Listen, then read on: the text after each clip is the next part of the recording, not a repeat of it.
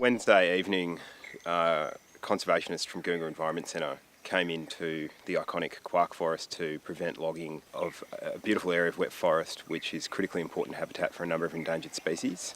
Logging has been delayed in this area for the last 3 days. A person has been in a tree sit which is attached with ropes to 6 logging machines. The person is on the ground now and it's likely that logging will recommence.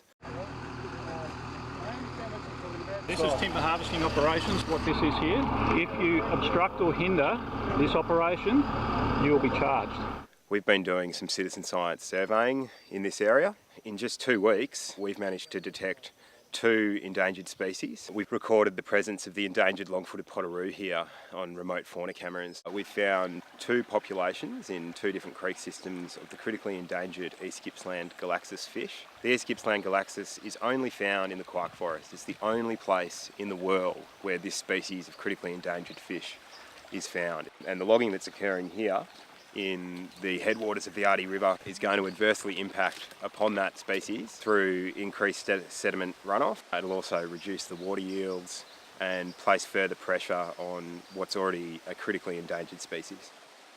The Department of Environment, who are supposed to protect the galaxus, they haven't come out here to assess the habitat for this critically endangered species of fish. However, we've seen officers from fisheries out here acting as security guards for the logging industry and issue fines to protesters. I've got a question about the Forestry Act and the Fisheries Act. You're going to take action on the critically endangered fish that was found here the other day? You know the significance of the sign? What about the fish? You're going to take action on the fish?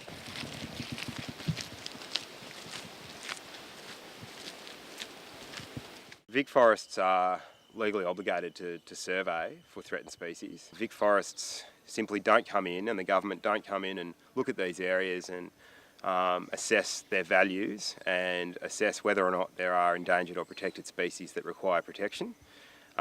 Instead, they immediately commence logging without looking for them, because it's not in their interest to look for them, because it may restrict what they can log. Because once it's logged and disturbed, it's no longer endangered species habitat.